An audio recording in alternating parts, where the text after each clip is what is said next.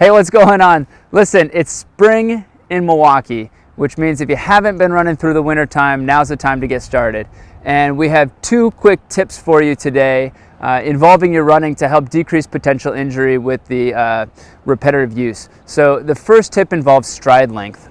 Oftentimes when we are running, we start to increase stride length, and by increasing stride length, we end up putting more force back into the body and causing some irritation. So as your stride increases, our front leg is going to reach out in front of us, and as that leg reaches out in front of us, the reaction force from the ground is going to push back into our bodies, causing potential irritation of the knee, hip, or low back.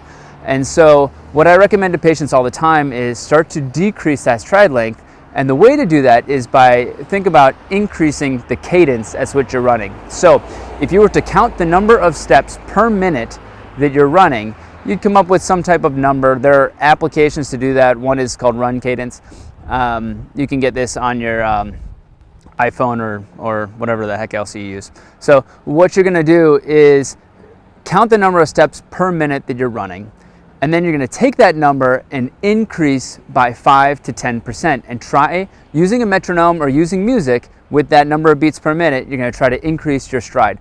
What that ends up doing is making sure that your leg, when you land, lands just underneath you instead of in front of your body. By landing underneath you, there's gonna be less ground reaction force back into your body, and you're gonna be able to dissipate using things like your calf. Now, this also tends to change where, or potentially will change where you land in your stride as well. So I always recommend to people to slowly work into this change, not necessarily going out for your 10-mile run with a new stride. You slowly work into it, walk, jog initially, and then start to increase length of time that you're doing with this new stride length or new cadence.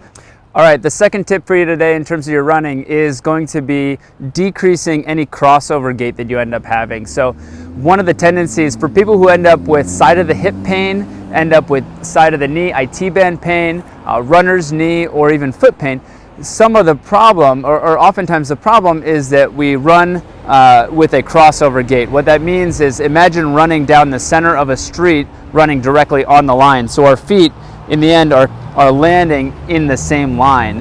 What this does is as I'm landing and I place weight on there, I'll tend to shift out into my hip, and so now instead of keeping nice and level, I shift down like this, causing extra strain to the side of the hip and potentially down, corkscrewing down into the knee and into the foot.